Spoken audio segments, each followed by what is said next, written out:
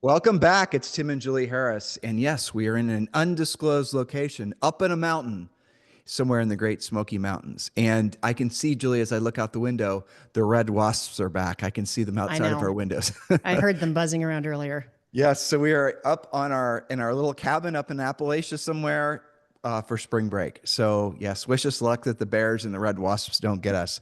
So we are focusing on podcasting this week around topics that were based on questions that we had from all of you guys in Instagram. And I'm going to start out by explaining, and I know, Julie, this isn't perfectly in alignment with the podcast notes, but it'll be useful anyway. So Sure. I had a call from a coaching client that I've coached on and off for the last 20 years. And this is somebody who I started out with when he was a new agent, and he was, he had a lot of good, I would say, potential and talent, but he didn't have hmm any skill. So over the decades, he learned skill, and he learned to be very consistent, build a very successful listings-based business. But it was funny. He would essentially, our coaching relationship had like he would have me coach him for a year or two, and then he would take it, like 6 months or a year off. And every time he showed back up in my schedule, it was always when he was slacking or always when he was slipping and he was starting to need a confidence boost again. So I hmm had this call with him last week, and the call was essentially like, I don't know if I've got this. I'm interpreting for the sake of brevity what he was saying.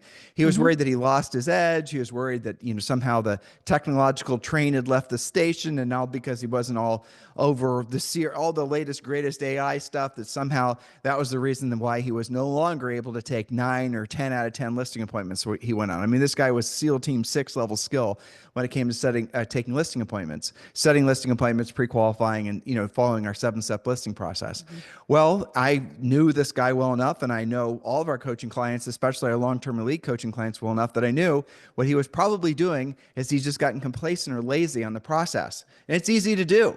I mean, if you got, so when you get to the top levels of learning, it's called unconscious competence, where you no longer have to think about what you're going to say and how you're going to say it. Whatever kind of spews from your mouth, it just sounds amazing. A lot of you guys have that level of skill, especially those of you who've been with us for a long time. Well, he had it too, but what he did is he made the fatal mistake of being at that level is he stopped trying to improve. He became complacent. And so he stopped doing all the things necessary. And so I had him write down for me, this was his homework. I had him write down for me what he was doing he had a listing appointment, like maybe 2 listing appointments after our call. And I want him to write down for me all the tiny little micro steps that he was doing before, during, and after the listing appointment. Like I want to Sure. know Like what his process was, basically. well, I want to know how much he deviated from the process that he had learned in coaching with hmm me. That's what I was after.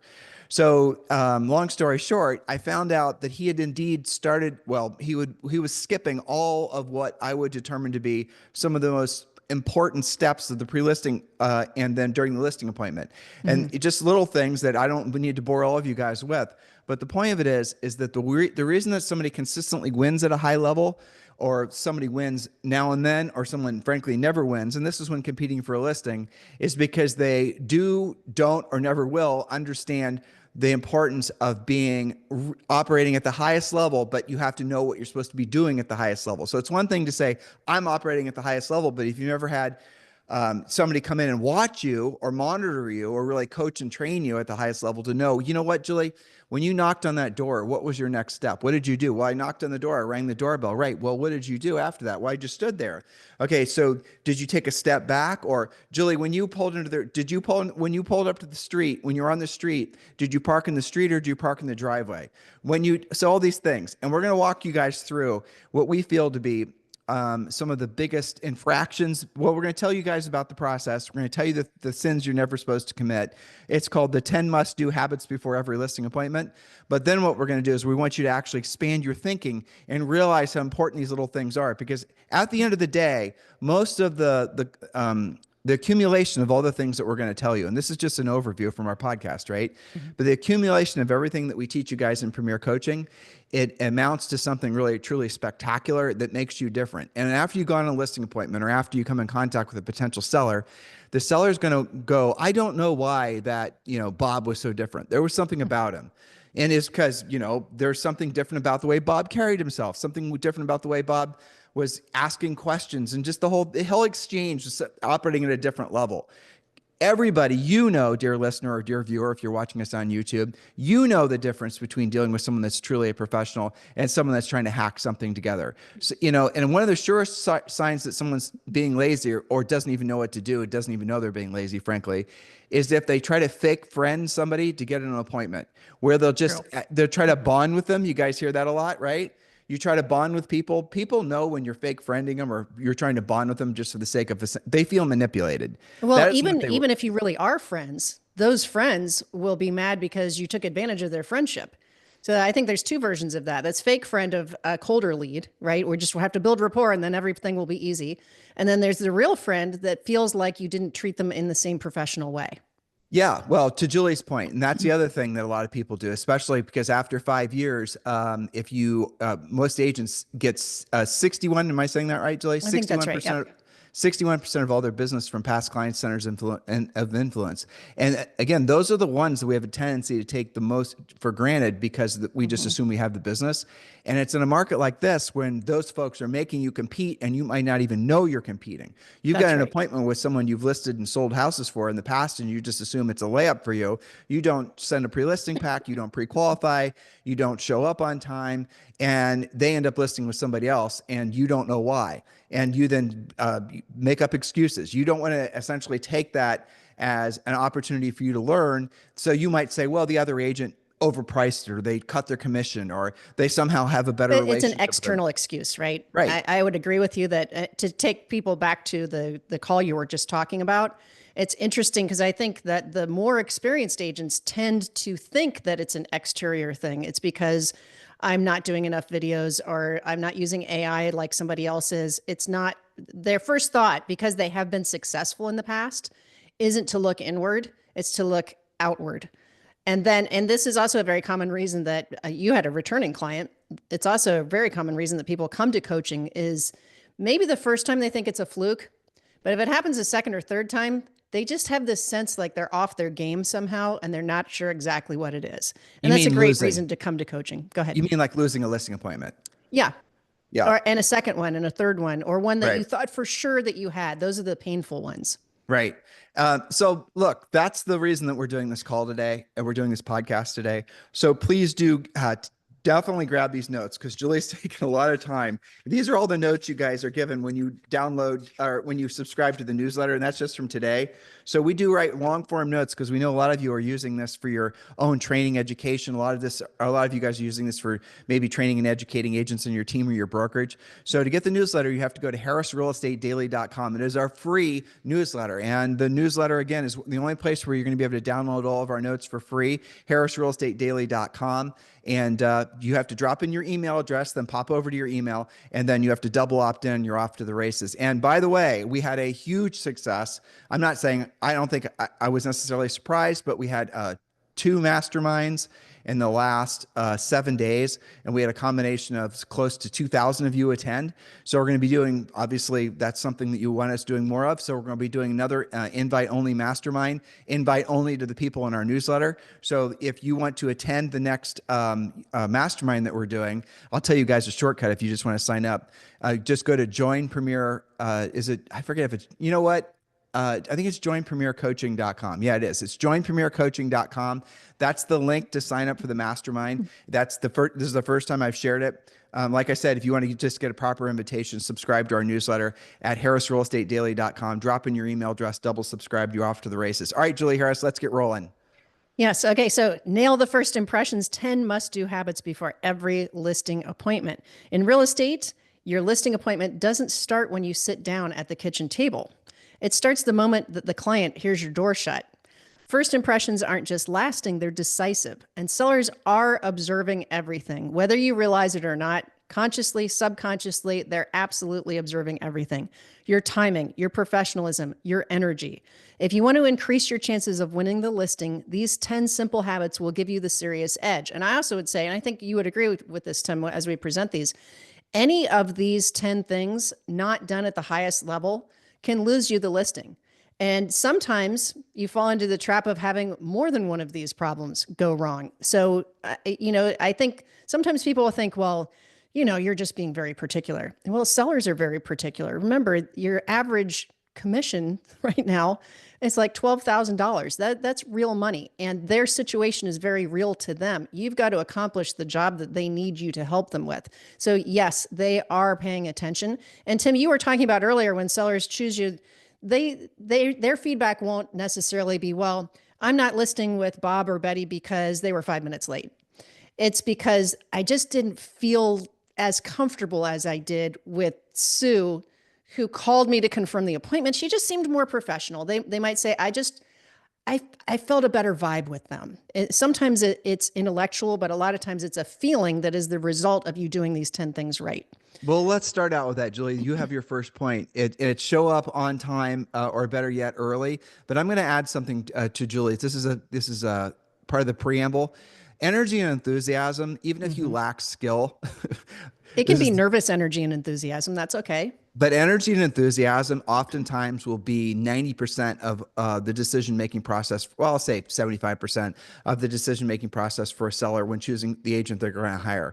And if you are way too introverted, have low energy and enthusiasm, don't look or don't sound, don't feel like you really give a hoot about whether you get the listing, let alone getting it sold, they won't list with you. They'll end up listing with somebody who's just basically bouncing off the walls, energetic, enthusiastic. They love the house, the whole thing, right? So remember that one of the most important sales skills, and it's easy, even if you aren't naturally very gregarious and demonstrative, you're not just really expressive, that doesn't matter. You need to learn how to act like you have energy and enthusiasm, because that is it's a subconscious way that they decide whether or not they want to work with you. And even if they're more introverted in nature, I'm not saying bounce off the walls with somebody who's like very introverted in their nature. You want to, obviously, tone it down. And so you're dealing with them on the way that they want to be dealt with, more low energy, but you can have lower energy and talk slower, but still have energy and enthusiasm in the way and you speak and the confidence that you have in the words that you choose and all the rest of it. And this all comes with skill, but I'm hoping you're understanding that none of these points make a difference if you're showing up, like a sloth and you're not sound like somebody that they would want to do business with, Yeah, exactly. And sellers would say, they believed, we used to hear this all the time. It seemed like you were the only one who really believed in my house. And I thought, well, how do you believe in a house? It's what you're talking about, is having enthusiasm. You can see there, the seller can see that you can sell it because you believe in it. You're not like, oh God, you got to replace this wallpaper. This is terrible. Well, I remember a listing appointment I didn't take. And then the reason was that I called the seller up and I lost it to an agent who I'd never even heard of before. And that's what you just said is exactly what the lady said. No, it was a man. But I remember it left an indelible scar. Right. He said, I just thought the other agent believed in my house more. Now, what was that all about? It's because when I was at the house, I was probably tired. I was probably, being too presumptive. I was, after all, the number one, this and the other thing. And so I didn't really show up with that level of energy and enthusiasm. And that was enough for him not to want to list with me, even though our sales record was, 1,000+ homes and we had all this, fancy stuff, and it doesn't matter. How do you think we know all this stuff? Exactly. We lived it, right? Right. Yeah, all right, exactly. Julie, Okay, well, let's jump into our points, okay? Yeah. All right, number one, show up on time, or better yet, early. You're being judged before you knock on the door. Showing up on time or arriving 10 or 15 minutes early, it tells the seller that you're dependable, that you're respectful, and that you're organized. And some sellers, this is a really big deal. This could be like a deal killer. Some people are very sensitive to being on time, okay? And just assume that they are. Don't be like, oh, well, I was late when I called them before. They'll be okay. Just assume everybody cares. So it also shows that you prepare mentally, you review your notes, you avoid looking rushed. People form impressions of others within the first 7 seconds, and punctuality sends a loud, clear signal that you're a professional who is on the ball. Running late, on the other hand, creates an unnecessary doubt of you before you've even started. Anything you want to add to that, Tim? Well, I remember you and I went on a listing appointment together, and this was an upper end listing appointment, and we were the third of a gaggle of really very successful competitive agents that the seller had called out to have all of us basically, go in the gladiator ring to try to win his listing. And I remember that he was monitoring and writing down. Now, we didn't know this, but you and I were smart enough to know to show up early. And he basically told us after he decided to list the house with us that even hearing these types of comments really still to this day kind of pisses me off, to be honest with you, because we had a fancy pre-listing pack and we had all this fancy stuff and all the rest of it. And he said, well, I chose you guys because you're the only ones that showed up on time. As a matter of fact, you were early. Those were the exact words that he said.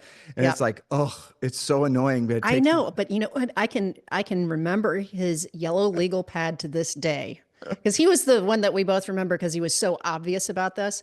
And I remember the appointment was at 5 o'clock, and I remember we showed up, and the first thing he did was write down that we showed up at like 4:55 or something, and then right above that, the other agent was at like 5:08. It wasn't even like they were an hour late. This was like his thing.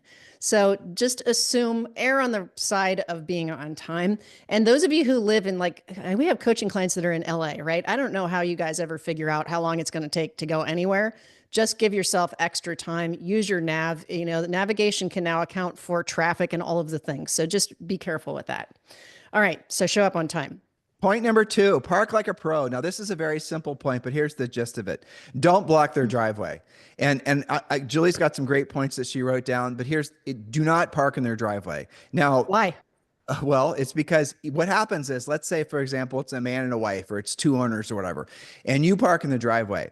And the other owner is, your appointment's at 6 o'clock. The other one's getting home at 6:30. You've now parked them out of their driveway, or you've parked them from getting into their garage or something like that. It's an interesting subconscious sign of respect that if you don't park in their driveway. I know there are exceptions. Sometimes you can't street park, or it's, whatever. Don't hear what I'm saying and then not understand the meaning of what I'm saying. What I'm saying is simply, you're going to show them the respect of not parking in their driveway. And I got a little advanced coaching here for you. You can even say that to them. So listen, I didn't park in your driveway because I didn't want to make sure I wasn't blocking anybody. And here's the other side. What if, for example, you did park behind somebody and that you're, doing your cat and monkey show with regards to your listing presentation, and the person you are now blocking to the driveway has to leave, and now you're going to have to get up and move your car, and you've lost your awkward. mojo. Right. So that should make sense. All right, Julie, point number 3, master the handshake. Yes. Okay. And we talk about this in our Harris Rules book a little bit too. Your handshake does matter. It should be firm, confident, and sincere, not crushing and not limp. People draw conclusions about your confidence, your warmth, and your trustworthiness in an instant. So practice it if you need to. You can practice this with a friend.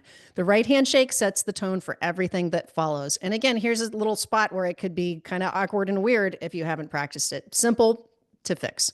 Yeah, that's it. I mean, again, Julia, let me ask you from a female's perspective, what's the deal with shaking hands as a woman? Because sometimes there's and I know, again, this is this changes depending on the age. I mean, just being real here, right? The age of the woman, where in the country you are, and there's all these little manipulative things. It goes with men and women when it comes to handshaking. And then there's the shaking of the hand and putting your hand on the arm, or there's the shaking of your hand and turning the other person's hand over. There's a lot to it. There's but there isn't that much to it, really. I mean, so from a female's perspective, there shouldn't be that much to it. It's a firm handshake and then it's over with. That's right.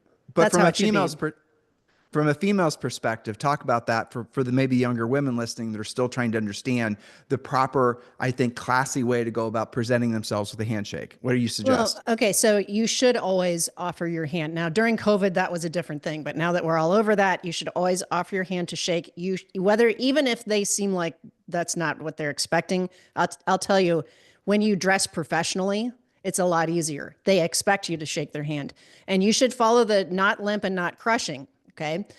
From the opposite perspective, women really don't like it when men, because we have men listeners, right, don't crush people's hands as a power play.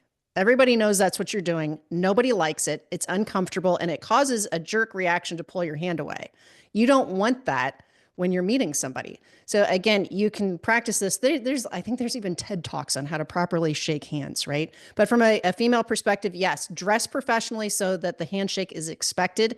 Practice it, quick, firm handshake, and then you're done. That's it. And if you linger too long as a man or a woman doing the handshaking thing, you're going to start basically conveying some vibes that you don't necessarily want to.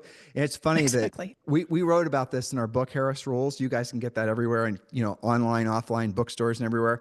But the history of shaking hands goes back to one warrior proving to the other that he doesn't have a secret weapon, that he's not hiding something in his hand. And that's the same reason that people wave, just to show that they're like, I have no weapon, I'm a Not friend. throwing anything at you. Right, exactly. So that's kind of funny, but that's a micro point that if you do it wrong, if you come off real wristed, and I mean, you guys again could do your own homework on this, but just do your homework on this. Join Premier Coaching. Understand that when we're expecting you, when you're in Premier Coaching, we're expecting you to really be ready to become the best version of yourself as a real estate practitioner. And we know you love the content from this podcast because literally thousands of you listen every single day. Premier Coaching is this podcast times about 100 or even more, really. Because again, when you join Premier Coaching, we want you to win consistently at the highest level in the shortest period of time. And everything we do in Premier Coaching is designed around getting you to the point where you are operating on that unconscious competence phase with the maximum level of energy, enthusiasm, and you never have to think about it. It just happens intuitively. So you definitely want to join Premier Coaching. Just go to premiercoaching.com. Again, just go to premiercoaching.com and you can join Premier right now and get access to the entire level, the entire first level. And that does include a daily semi-private coaching call with a Rehearse certified coach. Look, guys, there's no reason not to do this. There are no contracts. There's no gotchas. The first level Premier Coaching, where, it's pretty incredible. Your real estate treasure map, a lot of the scripts and the objection handlers, things that you're looking for. So definitely go to premiercoaching.com and join right away. All right, Julie, let's go to point number 4.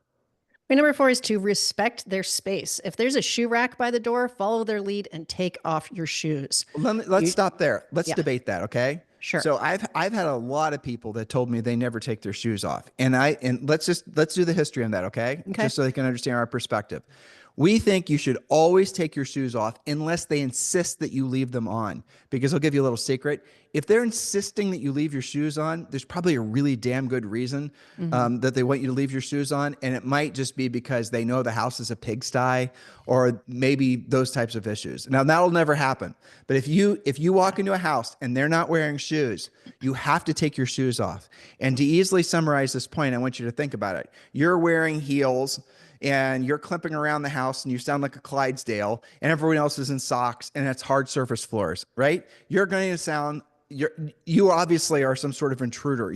You're making everybody uncomfortable. Right. And if there are no shoes type house, that's probably a good sign that they're going to keep a very a clean house. And here you are basically not respecting the environment. That little tiny stupid thing, it's going to be enough for you to either get the listing or not get the listing. And Julie's smiling because we took listings because of this, but I know the story she wants to tell about when we walked into our first higher end listing and the lady checked to see what kind of shoes you were wearing. Yeah, and that wasn't the only time that I noticed that. So ladies and men too, probably, they check your brand name. I always had like Coach or Ferragamo brand showing up after I noticed that. That's an easy way to be competitive. They're just, if that's their thing, that's their thing. It's the same as having nice nails and, signing with a good pen. Err on the side of being professional. So respect their space. Now, if you're walking through a rehab and there's ladders everywhere, probably you want to wear your shoes, but otherwise err on the side of respecting their floors. The other reason to do this, whether you're at a beach town or you're in the Midwest where you get weather all the time, sellers, especially if they have light colored floors, they do not want to have sand tracked in. They don't want mud tracked in. They don't want to have to clean up after you leave. So big little thing, but a big thing. And Julie, don't step on your point number 10, because that's where you're starting to meander in your point number 10, which is a really good point. All right, point number 5. And this point number 5 we talked about. Huh? Bringing good energy to their home, being professional and warm. The only thing I wanted to add to that is if they like something, you love it. Go ahead. Point number 5 was bring positive energy, and that's basically energy and enthusiasm. And Julie just started to touch on something that's really critical. Go ahead, Julie. Well, so maybe you're not in love with their decor, but that chandelier that you're thinking is kind of ew, maybe they got that from some town in Italy and they're so attached to that and they think it's the most beautiful thing ever. So if they like it, you love it. During the listing presentation is not the time to go into the whole decor comment unless they bring it up, excuse me, and they're like, what do you think I should do about this? And help me stage. That's different. But otherwise, you want to, if they're into it, then you love it. We sold a lot of houses that was like, this bespoke wallpaper that we never would have done, but they loved it and the feedback was fine. So you don't have to go down that rabbit hole every time. Well, here's the rule, okay? If they like it, you love it. And if they don't like it, you still love it. In other words, you never have a negative thing to say about anything. Now that should be obvious on a listing appointment, but how many of you guys are walking when you're walking into houses with buyers and you're being critical of what you see? You've got to keep your yap shut. You're the biggest reason why you're not selling more houses, because you're saying things that you don't realize are railroading your potential success. You walk into a house and there's something about it, maybe an odd smell or something else that you find offensive personally, and you say you found it offensive personally, but then you later find out that that wallpaper that you were just commenting on is the same wallpaper that their grandma, who they dearly loved, gave, whatever, right? You guys get it? You can fall into so many landmines just because you think your opinion matters. I'm not trying to offend you. I'm trying to make a point. When you're working with sellers and buyers for that matter, your job is to not be a decorator, not be a home inspector, not be any of those things. Your job is to keep your mouth shut and stay out of the way and listen and ask questions. If you see them, placing furniture when you're working with buyers, that's a buyer sign. Learn our buyer scripts that we teach you in Premier Coaching so you know how to get the contract signed. Know how to ask for the sale. But the moral of the story is when you're working with sellers in particular, I'll give you guys another little suggestion. Do not start decorating the house for them. If you walk into the house and there's too much furniture, which is always the case, there's just too much junk, they're mild level hoarders, do not say anything. Do not say a damn thing that's going to be negative about the house, because that will be enough of a reason for them not to list the house with you. And I'm not saying lie to them about condition or lie to them about anything. Just I'm saying keep your mouth shut. Your job is to help them understand why you're the best person for them to be their listing agent, not for you to go in there and trip over. Our listing process is very succinct. And there's nothing in our listing process about you going in there and being a home inspector or a home decorator or being identify the odor, the strange odor person or anything like that. A lot of you guys fall into those traps because you're trying to prove your value, but what you're really doing is you're talking yourself out of the listing. So if you have gone on listing appointments, you've not taken the listing, and you're thinking to yourself, you beat your head against the wall trying to help them position the house and do all these other things before you had the listing contract signed, you're the reason you didn't get that listing, because somebody else came in, had nothing negative to say, got the contract signed. Then what they may have done is they may have sent in, depending on the price range, if the numbers made sense, a home stager. Yep. A stager, which you can pay a flat fee to, and they'll go in there. You give the stager a little list ahead of time. This is what we did on our upper end listings, and all of our top coaching clients do too. You give the stager a list of the things that you saw that you knew the house needed. You don't want to be the bearer of bad news. You want them to love you and list the house with you. You give the stager the bearer of the bad news. The stager then goes in there, and they're the ones that are going to tell the seller what needs to be changed about the house. And here's the strange thing. When you're the one, and I don't understand the psychology behind this, but it is what it is. When you're the one that's delivering the bad news for the seller, they will be mad at you. They won't list the house with you. They'll resent you. But they list the house with you, and then you send in a stager. They just do whatever the hell the stager says and just knock the list out. It's so strange human behavior. I have no idea why. That's right. If you try to do it during the listing appointment, they'll just think that you didn't like their house. Exactly. And you're breaking one of the previous rules of having high levels of energy and enthusiasm. You can't have high levels of energy and enthusiasm at the same time telling them that all their borehead mounts on the wall in their bedroom is not something that you think people would really want. You guys getting my point? Trying to make Not you that laugh. we've ever seen that before. No, exactly. Okay. Yeah. Number 6, and I want you to talk about this because I think that this happens sometimes with women, but more often with men. Rule number 6 is don't assume the head of the table.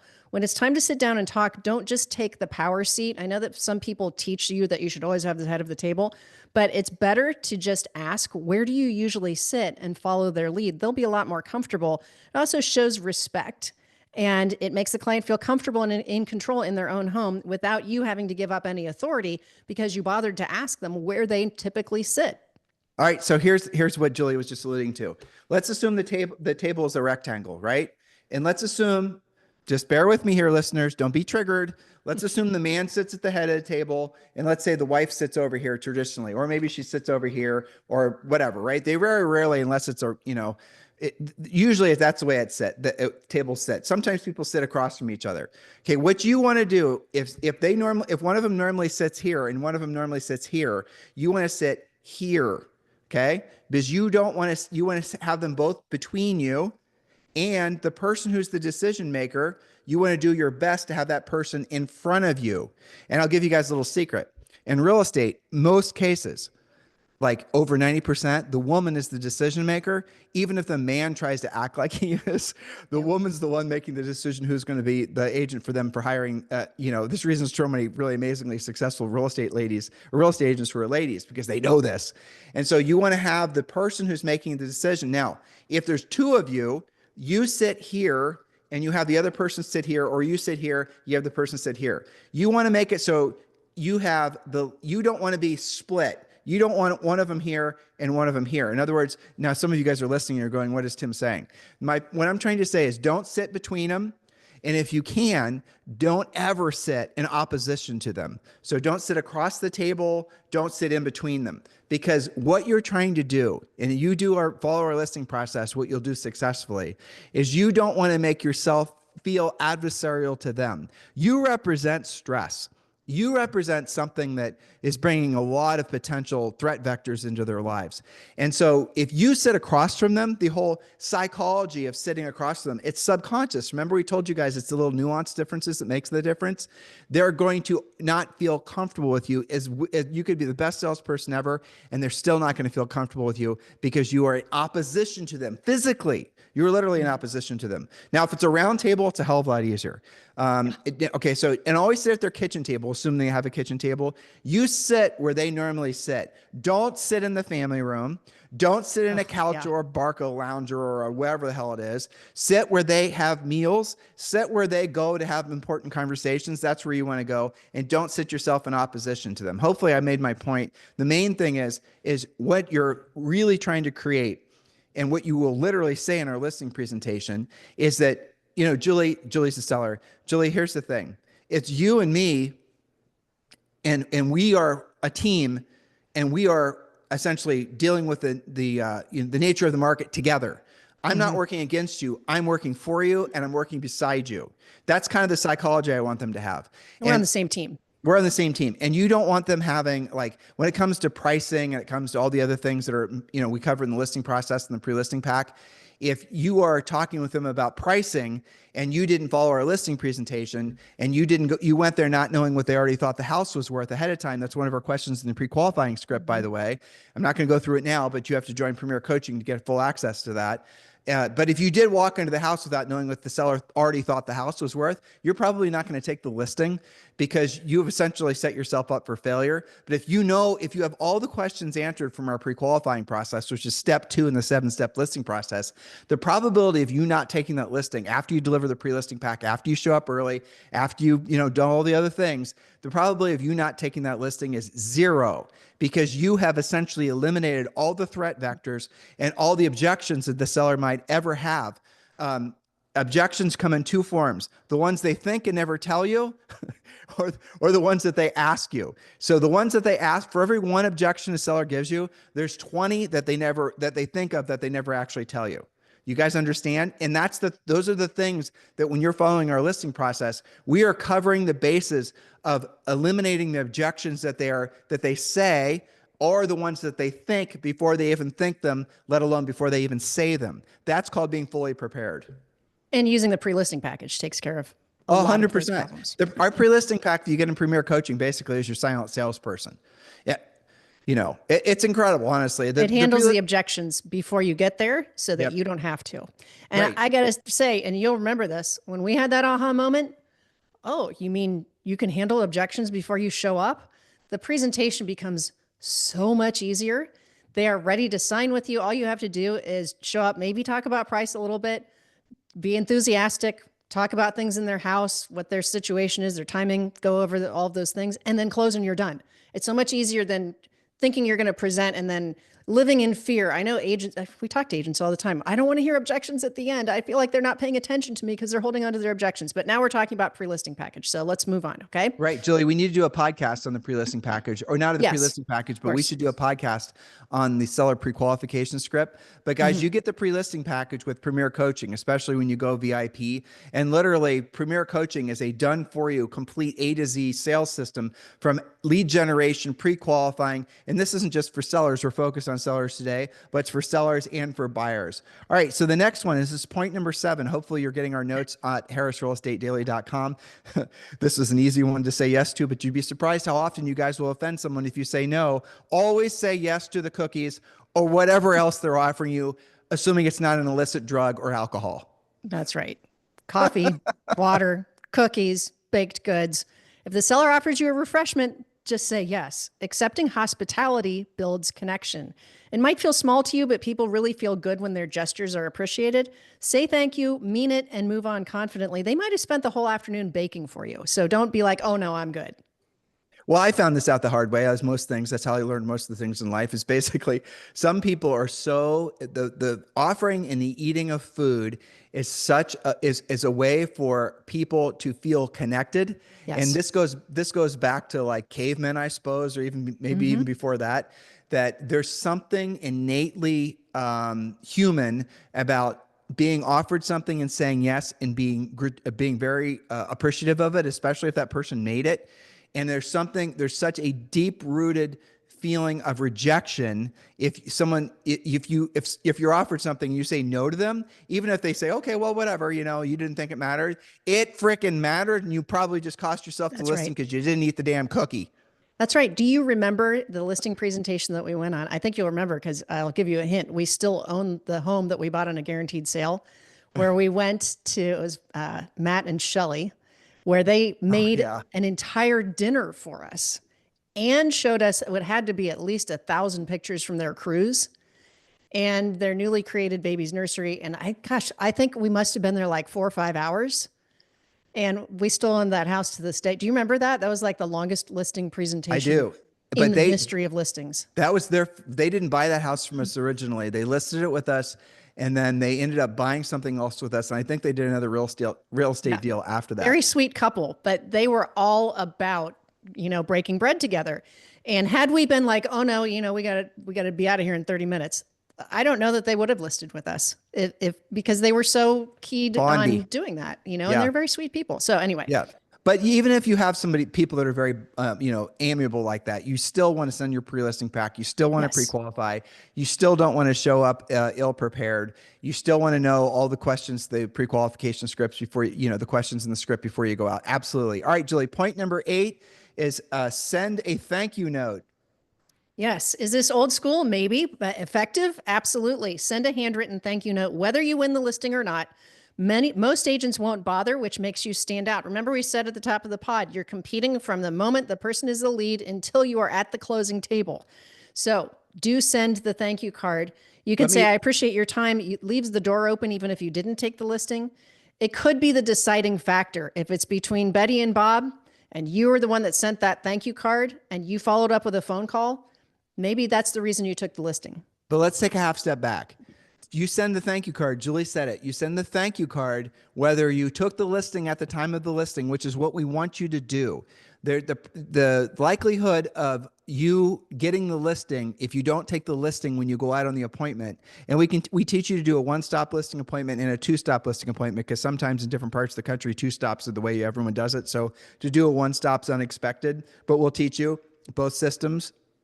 But when you're in a situation like that, you always send a thank you card, whether you took the listing or you didn't take the listing. And I'll tell you what Julie and I used to do.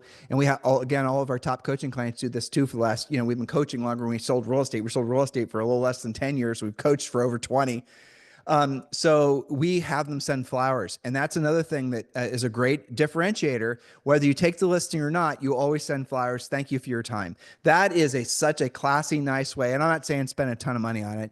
But that is, again, a differentiator that will make the difference when your flowers are on the door and the seller's trying to decide who they're going to list with, and you sent flowers. That little thing that cost you $10 might be all it takes for you to take the listing. I'm promising you guys, most sellers are just making decisions based on whether they freaking liked you or not.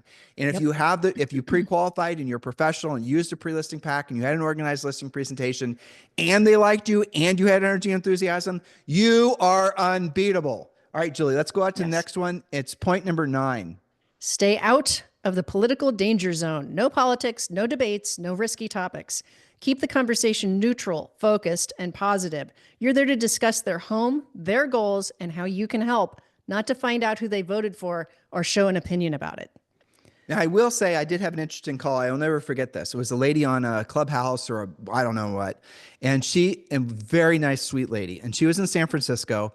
And I basically said that just, Julie and I are fans of saying, be a Republican, where you can, you're both, you're kind of seeing both sides of it.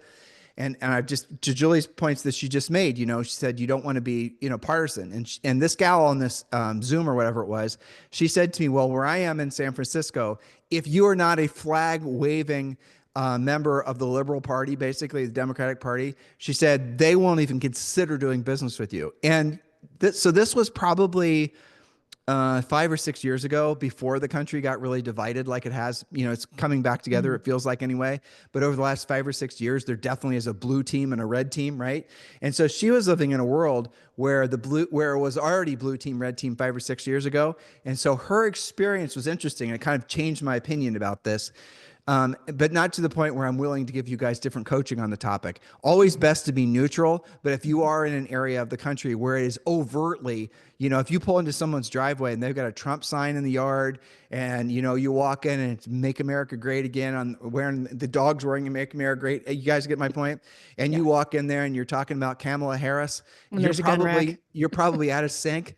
But or even, I think, a more salient way of expressing it, if you're not overtly being supportive of the thing that they obviously have so much passion for, their religion is politics, right? Then you're probably not going to take the listing too.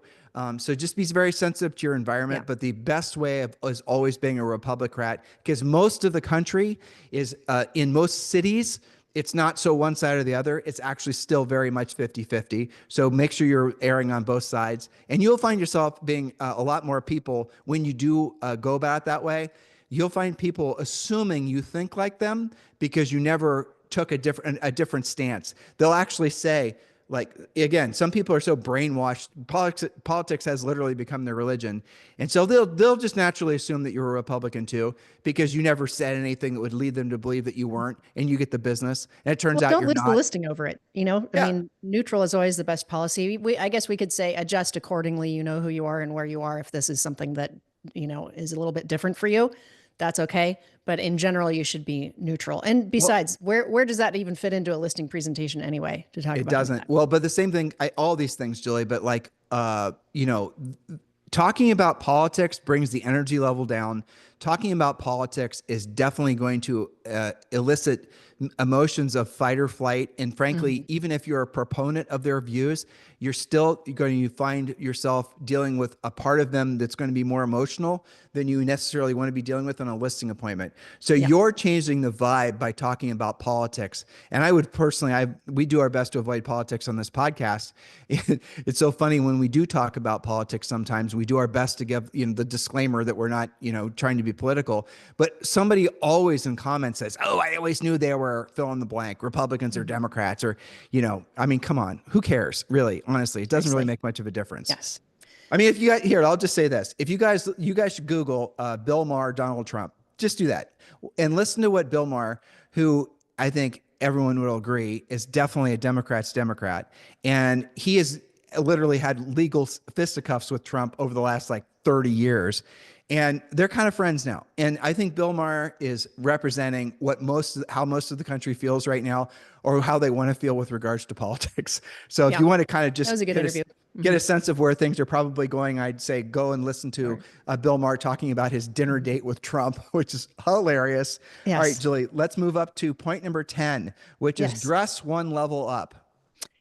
Last but not least, dress one level up. You don't need a 3-piece suit, but you do need to look put together.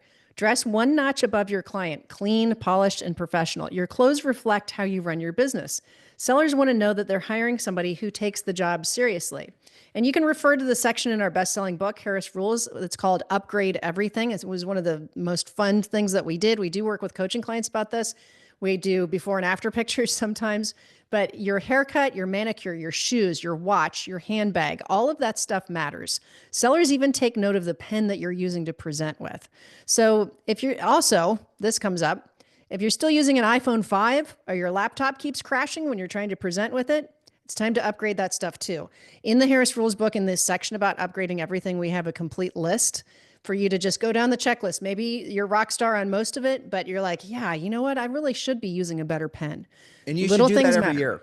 You should do your upgrade everything every year. So yes, folks, I'm giving you an excuse to go shopping. Not that you needed one, but you should always upgrade everything.